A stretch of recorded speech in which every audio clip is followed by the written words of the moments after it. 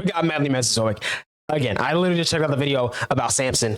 Very cool. But this is a whole different thing. We're talking about if raptors could survive the Ice Age. I have no predictions. I just want to see what we got going on, but let's talk about it. Let's talk about it, man.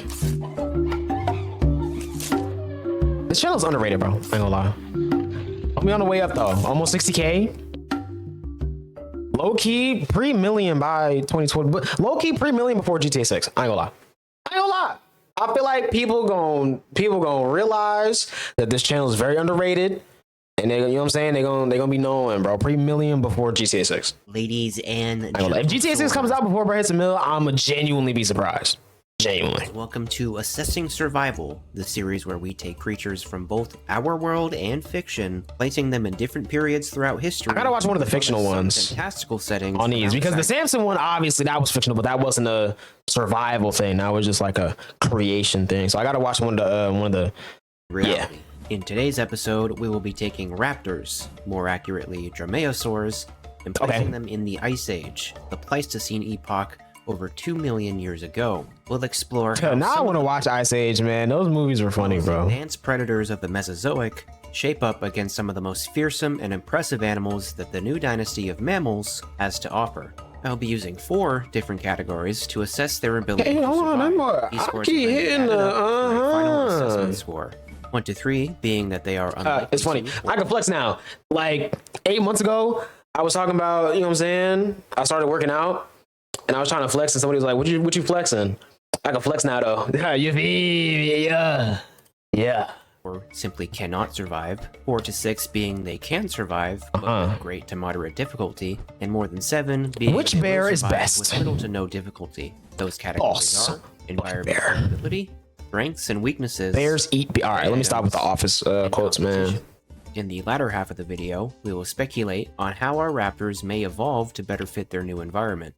Before we get into those categories, though, I'd like to take just a minute to explain some things. The title of this video is a little vague, and other than it being bit of serious lapse in judgment. Raptors may evolve to better. What do you say, but yo? Before we get into those categories, though, I'd like to take just a minute to explain. Yo, I ain't gonna lie. The other day, I literally, bro, in real time, 10 minutes ago, I just talked about wrestling in the video about Samson, and I'm about to bring up wrestling again, but I just said that I can't not talk about wrestling. I love wrestling, bro. I really do. I'm so glad that Logan Paul said he's retired after losing the US title. Genuinely, I really hope that that's true and he gets released and never wrestles again. Not because he's not good. I truly believe Logan Paul is a better wrestler than he is boxer. He was doing his thing. You feel me? I didn't really like him as US champ, but he had a pretty good run before LA Knight, I guess. I don't know. I think LA Knight deserved it more. But I was kind of getting sick of him, you know, on TV all the time. I hope he gets released and his contract with the WWE under Prime expires and they don't have to keep promoting it anymore. I really do. And I'm saying this as an OG Low Gangster, okay? I used to watch him every day. I really was one of those ones. Almost 10 years ago. I was, bro. I'm gonna come clean about it. And I'm gonna stand on that because I was, bro. I was into it when I was like 10, 11, 12. You feel me? Like, I was young, bro. But like, anyway. Things. I just had a yap real quick. A little vague. Back to the video, though. Being the title most likely to be clicked on and shown to people browsing on YouTube. I looked at this way so that I could speak on which dromaeosaur I'd like to use. Okay. And it came down to 3 choices for me. Okay. Velociraptor, Deinonychus, and Utahraptor.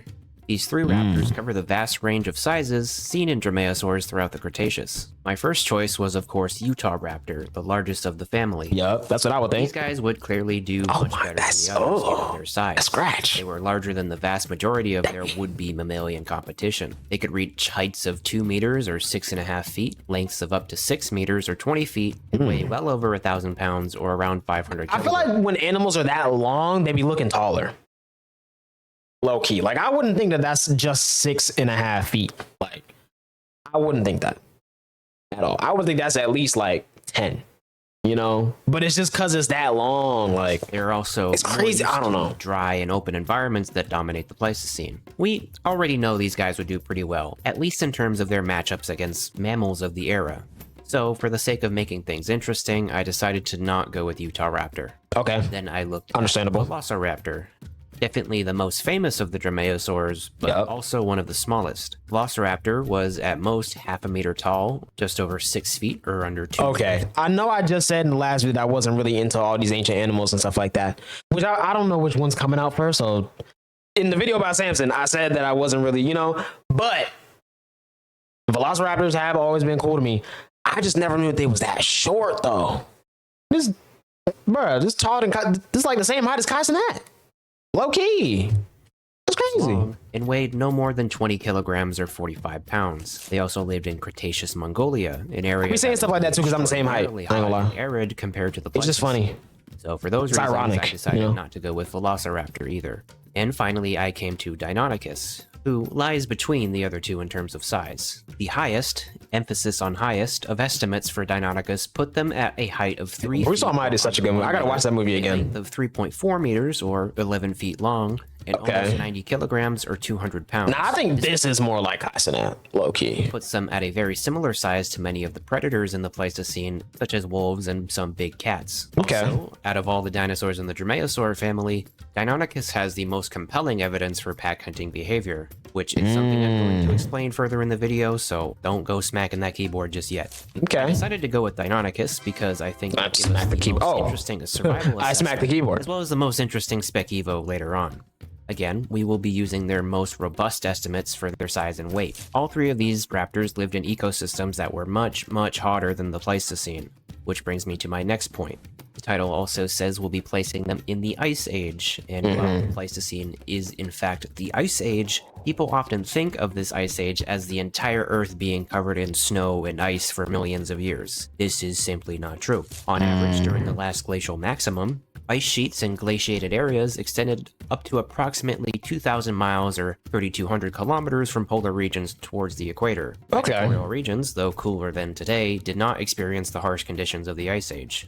I will not be placing them directly on these ice sheets, but we're still going to be putting them pretty far north, where they will still experience harsh winters, but see some solace in the changing of seasons. Canada. We'll be placing them in Canada, man. North America, and geez, that's a Canada. Yo, I want to go to Canada, bro. I'm gonna lie, that looks like a fire country. Like, been next to it my whole. Same thing with Mexico though. Like, I gotta go to Canada and go to Mexico, bro. Putting an animal. I've never been. I've been out the country before, but not there. Dirty bastard! You've done it again. I know. This time I have a better reason for it. I thought about placing them broadly in the northern hemisphere, but something happened between North America and Siberia around 20,000 years ago, and if you don't already know what that is, don't worry. Again, I'll explain more later on. So yes, the title is a little vague, but hey, you clicked on it, didn't you? It did, bro. Hey, it got me. I ain't gonna lie. Whatever the title, you know what I'm saying? I was locked in for it, bro. I was. People were saying to check this one out, and it sounded cool. It sounded cool, bro. The Pleistocene epoch was characterized by repeated glacial and interglacial cycles. During the peak of glacial periods, also known as the glacial maxima, average temperatures in the northern hemisphere were significantly colder than today. It's estimated that global temperatures were about 5 to 10 degrees Celsius, 9 to 18 degrees Fahrenheit, cooler than present-day averages. This is a sharp contrast to the Cretaceous period. Estimates for global temperatures then were around 6 to 14 degrees Celsius, 11 to 25 degrees Fahrenheit, warmer than today. Deinonychus lived in North America between 145 to 99 million years ago, and at that time, the environment which it lived in was very similar to modern-day Louisiana. These areas were marked with floodplains and river valleys and very dense forest, which is very different from the Northern Hemisphere in the Pleistocene, which was largely made up of open mammoth steppe and boreal forest. I'll put it bluntly, if we put Deinonychus into the glacial maximums of the Ice Age, they're not going to last even a year. Such a drastic change in temperature and environment would be too much to handle. So, to give them a fighting chance, we're going to be placing them at the beginning of an interglacial period, so they can have the time to adapt to the colder weather and more open environment before the long winter comes. These paintings? All's right eventually. Winter is coming. However, even if you do this, it will still be. I don't know what movie that was. Cretaceous. Their only saving grace is their size and their feathers. Large, warm-blooded animals tend to do better in colder regions as their mass helps them retain body heat in frigid temperatures. And given our larger estimates of up to 90 kilograms. Honestly, every time I see polar bears now, I just think about that one meme. What is a polar bear doing in Arlington, Texas? Animals tend to I just love that, bro. Because what was it their doing? mass helps them retain body heat in frigid temperatures. And given our larger estimates of up to 90 kilograms or 200 pounds, Deinonychus are quite heavy for their dimensions. Couple this with feathers that covered most of their body, they may be better equipped than we think. But still, the drastic environment change doesn't give me much confidence, taking their score down quite a bit. Environment suitability score, 2.5 out of 10. Yeah, that's not good. That's the lowest one I've seen so far in some of these videos. This is where Deinonychus can make up for some lost points in the last category. Dromaeosaurs are some of the most well-armed predators in the fossil record, with just about every part of their body being capable of inflicting damage.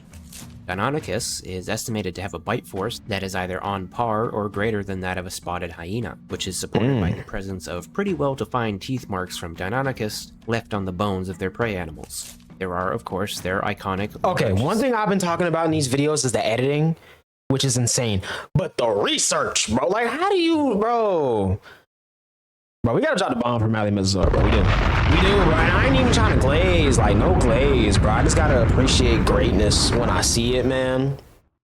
Like, I feel like we gotta leave glazing and all that in 2024, bro. To come 2025, we gotta be able to just show people love and appreciation for what they do and not call it glazing, bro. Like, come on, bro. Y'all ain't even from Philly talking about glazing, bro. Like, come on, man. Sickle-shaped claws on. But the research and stuff that goes into these, bro, like, crazy. It's not believed that Actually crazy. Dromaeosaurs use their sickle claw primarily for slashing prey items. Simulations of this behavior using scans of their sickle claws did not yield results that would suggest it was used for this purpose.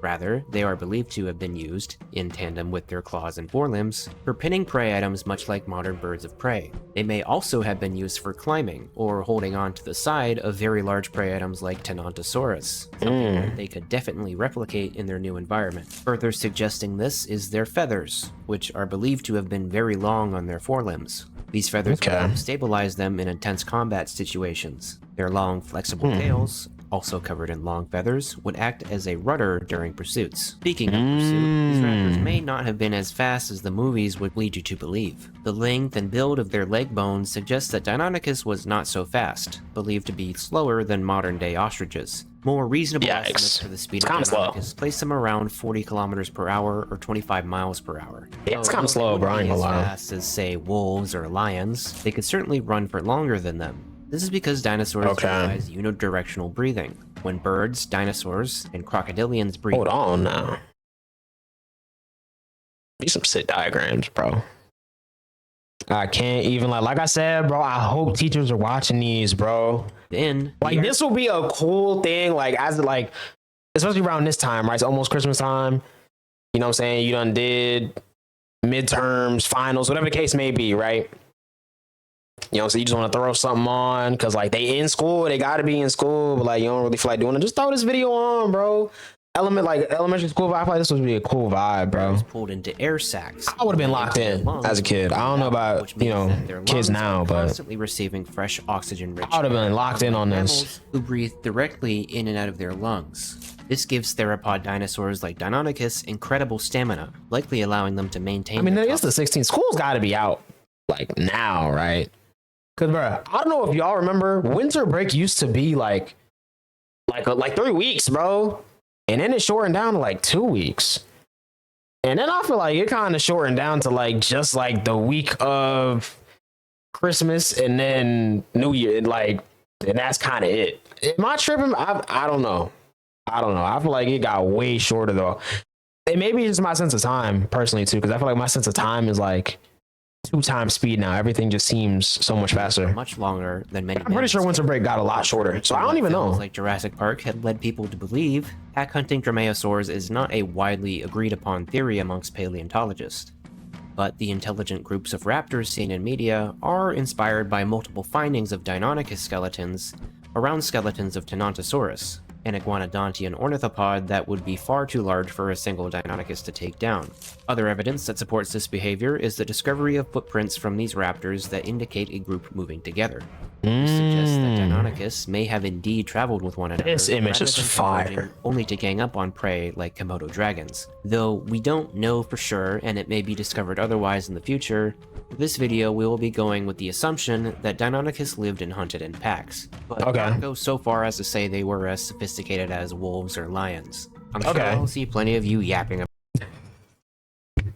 Shut up. Like, some of y'all need to shut up, bro. In the comments, so I made sure to provide all my sources in the description below.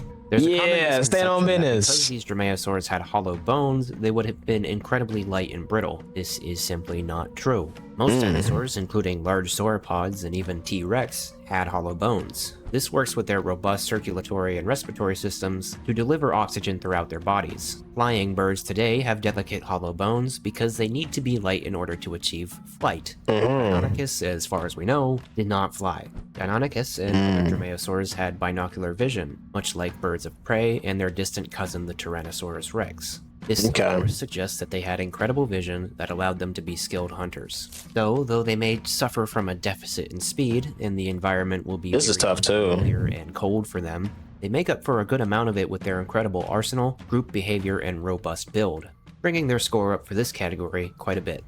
Strengths and weaknesses score 8 out of 10. I feel like that's a good balance now. We're kind of, we're getting there. Let's talk about comp, though.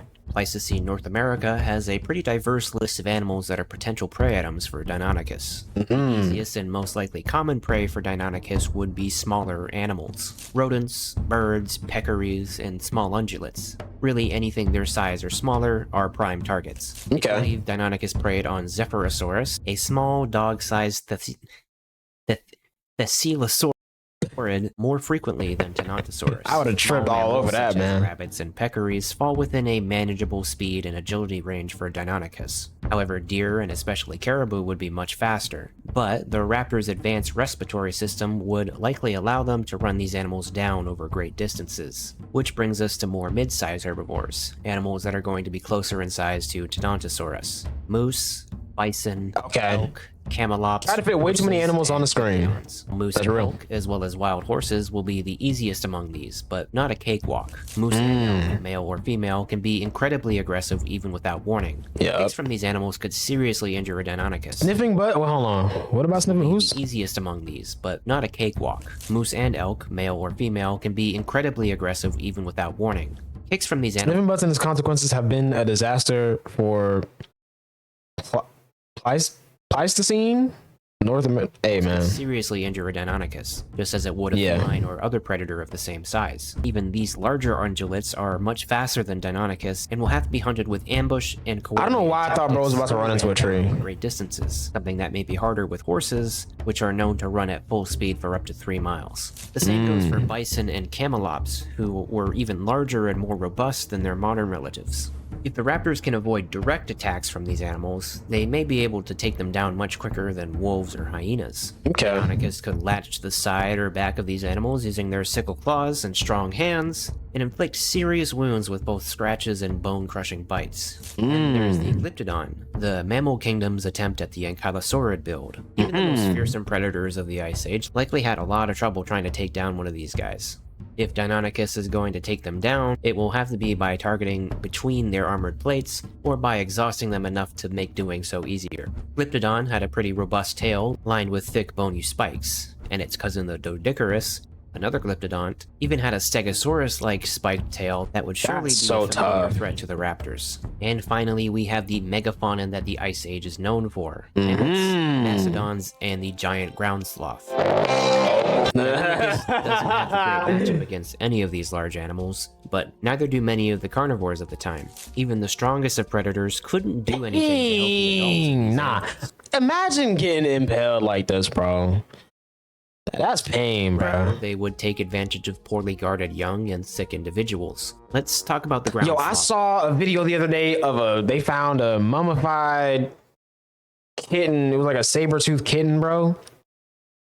Low-key sad, but like also kind of cool because like it had more, like it gave us some info that could help us figure out more about them. Because we always imagine them like this. They were saying that, all signs are pointing to the fact that their cheeks kind of covered those teeth a little bit more. And they were saying some other stuff, man. I don't remember what, but it was cool. Eremotherium, the largest giant ground sloth present in North America, slightly larger than the closely related Megatherium in size, reaching an overall length of 6 meters or 20 feet and a height of 2 meters, 6.6 feet while on all fours, oh my goodness, possibly up to 4 meters or 13 feet when it reared up on its hind legs, weighing anywhere between 4,000 to 6,500 kilograms. My goodness, that's almost as heavy as the new M5. 14,000 pounds. They, of course, had the ability to rear up on their hind legs and swipe at their opponents. Which I know I just said that, but I really do like the G90. It looks great.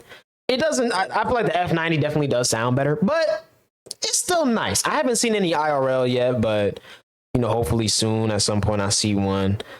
But I think they're overhated, man. They're not that heavy. Like, heavier vehicles exist, and I get it. It's only that heavy and that much of a big deal because it's like a sports car, and it's supposed to be like a track, not a track toy, but like like a real racing like track vehicle, and it's so heavy, so it's like all the power that it has is literally just to move that much weight. I get it, man, but it's still a nice car, bro. I still like them. I'd get one. This would have made them incredibly intimidating. I'd get the Touring, though. I like wagons. Unlikely to attack them. The Eremotherium's machete-sized claws would make quick work of a raptor. A large group of Deinonychus may be able to take on a very sick that boy sweat. It is probably most often young individuals that Deinonychus will be preying on. Now, of course, let's move on to mammoths and mastodons. Okay. With the giant ground sloth, healthy adults are out of the question. Females will be traveling in herds, and males will be too large to even consider. It is again rather sick and young individuals that will be targeted. Their tusks are very curved and swoop down quite low. Better suited to be swung around like clubs rather than stabbing like spears. Depending on which species, mammoth tusks can be anywhere between 3 and 4.5 meters long. A swing from these tusks from even a sick mammoth could shatter the bones of any predator, dinosaur or mammal. Yikes. Predators of the time, like the American lion and Homotherium, among others, also didn't have great matchup against adult mammoths or mastodons, but I believe that Deinonychus may be just a little bit better at clinging on to the side of large prey items. There's a chance. Strong hands and stabilizing feathers of Deinonychus might make them better at it than their feline contemporaries, but they may not be able to do as much damage to them due to their lighter build. Again, it would only be sick or young individuals that they would realistically have any chance against. Healthy adults would be too much for them to handle.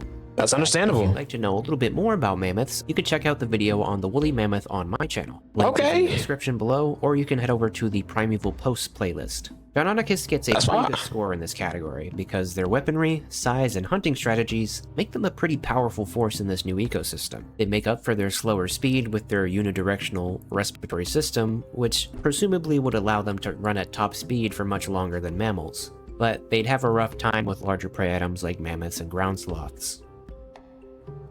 Let's see. Okay. That's not bad. That's not bad. Deinonychus will be faced with a lot of different competition throughout the Pleistocene that all present different challenges. These predators include the short-faced bear, Homotherium, Smilodon fatalis, the American lion, as well as wolves, direwolves, and cave hyenas. Let's start with the short-faced bear. Arctodus simus was the second largest mammalian land predator in history, only beaten by its South American cousin Arctotherium. Arctodus is believed to have weighed 1,019 kilograms or 2,246 pounds. It could stand tall as 11 feet or almost 3.5 meters on their hind legs. This bear was a force to be reckoned with on the mammoth steppe. Deinonychus would make use of any carcasses the bears leave behind and vice versa.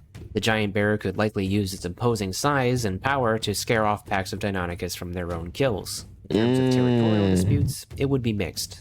Both of these animals would have a mix of open plain and forest within their borders, and would defend it pretty fiercely. Don't get me wrong, I think a short-faced bear could probably take on a whole pack of Deinonychus. It could. Cost. This is something that the bear already dealt with when it comes to big cats or direwolves. The short-faced bear just doesn't have the numbers like many of the other predators in the Pleistocene. Just like wolves and grizzly bears, I think there would be a lot more avoidance than direct conflict. Speaking of wolves, let's now talk about wolves and direwolves. While we now know that direwolves, or Anoscion aren't really wolves in terms of phylogeny, they were very similar, with direwolves being larger by a small margin. For the sake of simplicity, I'll just be referring to both of them as wolves and ranking them together. I believe wolves will be the most common and intense competition for our raptors. They'll hunt the same. That makes sense. And fight over carcasses and territory. The fossil evidence of Deinonychus existing in groups indicates to us that they probably didn't live in very large groups, maybe 3 to 5 individuals, give or take. Wolves, however, regularly form packs of 8 to 12 individuals, but packs of 20 to 30 have occurred. The wolves may not be as robust as the dromaeosaurs, but they certainly have the advantage of numbers. Groups of Deinonychus may try to take advantage of smaller wolf packs, following them as they hunt animals they're better equipped to chase down, like elk and caribou, swooping in and using their size and numbers to bully the pack from the corpse. And the same would go for larger packs of wolves against smaller packs of Deinonychus. It's a similar situation with the cave hyena, very similar to today's spotted hyena in both size and behavior. In fact, I believe they're the same species. The cave hyena also roams the mammoth steppe as both an active hunter and scavenger. So I won't speak too much on that, but it's very similar to the wolf matchup. And then, makes sense. Of course, the big cats. The American lion, Homotherium, and the ever so famous Smilodon. Most of these big cats had a very similar lifestyle, living in prides, much like African lions do today.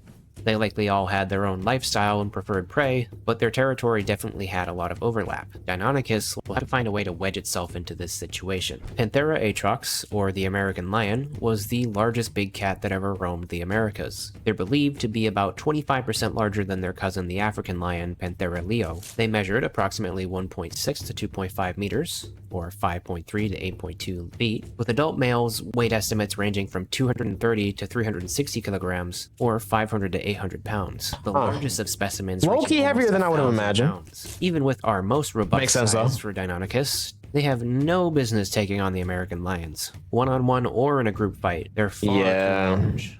Smilodon fatalis, though smaller than its southern cousin Smilodon populator, was still a very large predator. Estimates for their size give them a body length of 1.6 to 2.2 meters, 5.2 to 7.2 feet, and a weight of 160 to 280 kilograms. See, this is kind of the size that I thought the American lion was. Researchers are still torn on whether or not Smilodon lived in groups, with some believing they lived much like lions, and others believing they were a more solitary ambush hunter, like a tiger. If the former is true, it's the same situation as with the American lion. But if the latter is true, Deinonychus could manage to bully a lone Smilodon away from its kill or territory. In a one-on-one fight between these two, Smilodon definitely wins. Finally, there's Homotherium. These guys had a more slender build with longer limbs that suggested they were better built for pursuit on open plains than other cats. They lived farther north than the other big cats, reaching up to Alaska and crossing over to Eurasia. Estimates for their size give them a body length of 1.1 to 1.4 meters, 3.6 to 4.6 feet, and a weight of 150 to 250 kilograms, 330 to 550 pounds. Despite being the lightest of the 3 big cats we've mentioned, the same applies here. Homotherium prides would be no less a threat than the other cats. Deinonychus might fare a bit better in a one-on-one fight with these guys. They're kind of cooked when it comes to cats, bro, low-key. Any of these felines take down a Deinonychus, and in a group situation, I think the Deinonychus simply flee. Because though they may have good weapons at their disposal, the pure mass and power behind the big cats is just too much for them to handle. So, though they have a good matchup against wolves, hyenas, and some of the smaller felines, the short-faced bear, the American lion, and the saber-toothed cats would remain as the apex predators and a threat to the raptors. Now, before I give this category a score, I'm going to talk about the elephant, or the hairless ape in the room, humans. Homo sapiens didn't cross the Bering Strait into North America until close to the very end of the Pleistocene, between 15 and 20,000 years ago. This is why I place them in North America specifically, rather than Eurasia or just the Northern Hemisphere broadly. Even early humans are overpowered, and I don't think Deinonychus will have any better of a matchup against them than they do with big cats. That makes sense. Raptors, they have a little over 2 million years to establish themselves in the environment, so we'll touch on humans in the final segment of this video. Competition score 4 out of 10. Not great, but not that bad though. They could probably, you know, assessment score. It'd be situational. 5.5 out of 10. Deinonychus, though it may be well equipped to carve itself a decent niche in the trophic systems of the Pleistocene, just isn't suited for the climate. Even in an interglacial period, they would be very chilly in North America. Yeah. Either have to move further south or eat a lot more food to compensate for the sharp drop in temperature. And though Deinonychus isn't unfamiliar with large predators, they are not familiar with so many predators that live in groups like lions, hyenas, and wolves. If raptors did live in packs, they would have been the only predators that did so in their environment. Competition from mammals would be incredibly steep and intense. They'll need to adapt quickly and effectively in order to survive. Interesting. Okay. This is always the fun part, I ain't gonna lie. Cold-blooded killers. Cryonychus notos, the cold southern claw, and Cryonychus arctus, the northern cold claw. In my opinion, the most logical and reasonable progression of Deinonychus evolution in Pleistocene North America is to maintain their current body plan and maximize a handful of traits that would allow them to survive and compete more effectively. Cryonychus are descendants of these adapted Deinonychus that moved further south towards the warmer regions at the end of the interglacial period. Here, they became more successful in a mix of both open and forested environments. To compete with animals like lions, wolves, and saber-toothed cats, they became much larger. The Cryonychus are on average about 4 meters or just over 13 feet long, and weigh about 140 kilograms or 300 pounds. That's a decent weight. Them a fair bit bigger than their ancestors. They also have become much faster, topping out at 28 miles per hour, or almost 45 kilometers per hour. They can maintain these speeds for up to 5 miles straight, which allows them to run down endurance-based animals like horses.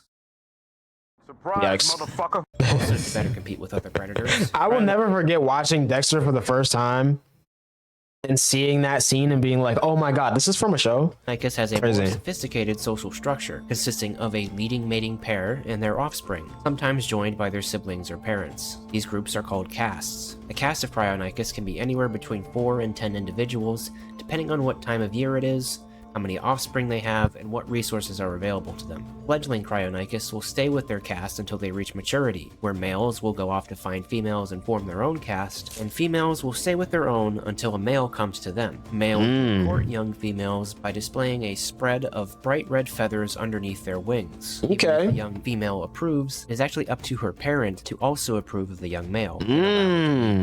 Their preferred prey items are horses, though they do also hunt deer, camelops, tapir, and occasionally young or sick megatherium or mastodon. Cryonychus also has a northern subspecies, Cryonychus arctos, or a bit larger on average, have darker skin and snow-white feathers. They split off from the southern Cryonychus at the beginning of the next interglacial period, traveling back north and remaining there. They are more or less the same in terms of lifestyle, but hunt animals like caribou, bison, and young or sick woolly mammoths. When humans crossed over the Bering Strait, they began to hunt many of the animals that Cryonychus relied on. As the sheep receded and many of these animals went extinct, Cryonychus became less and less common. By the time European settlers arrived in North America, these strange pack-hunting birds were only known to them by stories natives would tell. Some tribes say to this day they live in remote mountains and forests, and many people living on the Alaskan frontier and northern Canadian territories claim to see large dinosaur-like creatures stalking the landscape in far-off flurries. Taekwondosaurus, Phindactylus numa, or the striking toe of the plains. Phindactylus is a descendant of Deinonychus that has evolved a much larger. This one looks like a Pokemon, bro. Robust and I don't even know about Pokemon like that, but in tandem, this one looks like a Pokemon for the throats and vitals of prey items. They have grown to be considerably larger than their ancestors, reaching about 3 meters or 10 feet tall, 16 feet or nearly 5 meters long, and weighing a substantial 820 pounds or 370 kilograms. They behave quite differently from their cousin the Cryonychus, being solitary for most of their lives, only coming together to fight for mating rights, and then subsequently to raise their young, and will attack anything from lions to mammoths to other Phindactylus if they feel like they are a threat to their territory. I'm sure you can see the similarity between them and terror birds. Phindactylus is not only much larger than they were, but also have not foregone their claws for stubby little wings like them, and their kick is much more deadly and powerful than that of a terror bird. The sickle claw of a Phindactylus is 13 inches or 33 centimeters long. Bro, it's capable of slicing. I do not care about split fiction, man. Animals like moose or steppe bison. They will use their wide wings and tail feathers to balance themselves while they strike forward with one leg. Their heads are proportionately a bit smaller due to them not really using it as their primary weapon, though their bite force is still on par with hyenas like their ancestors. Once humans crossed over the Bering Strait and ventured down into the modern United States, it wasn't this matchup is like before these towering raptors were hunted to extinction. The Phindactylus and their eggs were targeted by humans, as they, like many other animals, had almost no defenses against thrown projectiles. they went extinct That's fair, though. long before European settlers would arrive with many other Ice Age animals. Mm. Winter Wonderland, the Nevoraptor lemeni, whose name means the snow raptor, or the lemming hawk for short. Nevoraptors are quite small descendants of Deinonychus that inhabit the very far north of North What? America. Literally, when you said that, I just tried so hard to think of a Hawk Tuah joke, but I couldn't think of one, bro. I don't know why I did that, but They grow no larger Hey, man. than most house cats, coming in at an average length of 32 inches long, or 80 centimeters from head to tail, and weighing 10 pounds or 4.5 kilograms. Unfortunately, this decision to become smaller leaves them vulnerable to many predators like wolves, bears, owls, and so on. owls? Nevoraptors' most Yikes. common prey items are lemmings. In a similar fashion to foxes, Nevoraptors walk along the surface of the snow, feeling for vibrations to hone on the location of the lemming. They then pounce on them, killing them with a single bite. Wow. While lemmings are their preferred prey, they also hunt squirrels, weasels, birds, wild hares, and occasionally larger animals like foxes and beavers. They can sometimes accomplish hunting these bigger animals because they live in families. Nevoraptors use one mate for life and will raise up to 5 young into adulthood per year. Much like lemmings, they will build. Nah, hold on. Why they just get dripped up though? They live in families. Nevoraptors use one mate for life. Drip Will raise check, up to hold 5 on. young into adulthood per year. Hold on, let's drip check, man. All right, look. We got the Nintendo Switch with the OnlyFans shirt. Nah, bro. OnlyFans shirt is crazy, bro. Okay. This one got an afro, look like Bob Ross. We got the blue hair, we got the evil eye. All right, I see what type of vibe we on here. This is Taylor Swift fan with the, what's the name of that? The Stanley Cup. You know what I mean? And then this one just naked. Put some clothes on, bro. It's children here. They will build in Come on, man. deep snow. For this, they have very short, stubby legs with wide feet that act like snowshoes. They use their claws like shovels to push snow out of the way, and even smack the top of their tunnels with their heads to pack the snow and improve structural stability. These Nice. tunnels typically have 3 rooms. One small room that acts as a storage for meat or any cool rocks or branches the Nevoraptor decides to keep. Another room for the Nevoraptor's nests. This room is later used as a nursery for the hatchlings while they grow. And then there's the main den, where the mating pair of Nevoraptors will cuddle and sleep together in. Okay. Take a few seconds to say, nah, for real, this does look great. I ain't gonna lie, that's hard. Going straight, they took note of the Nevoraptor's remarkable hunting skills and began to befriend them by offering bits of cooked meat, which the raptors would store in their dens. Slowly, Nevoraptors build their dens closer and closer to human settlements until eventually they pretty much become domesticated, hunting small game for humans in return for treats and shelter. Thousands of years later, when European settlers arrived, they too found the Nevoraptors useful, and it wasn't long before a bustling pet trade of Nevoraptors emerged. To this day, they still inhabit areas like northern Alaska, Canada, Greenland, and are even becoming a problem in Siberia. Thank you guys once again for tuning in. Of course, if That's you have any crazy, ideas man. for another episode, leave them in the comments.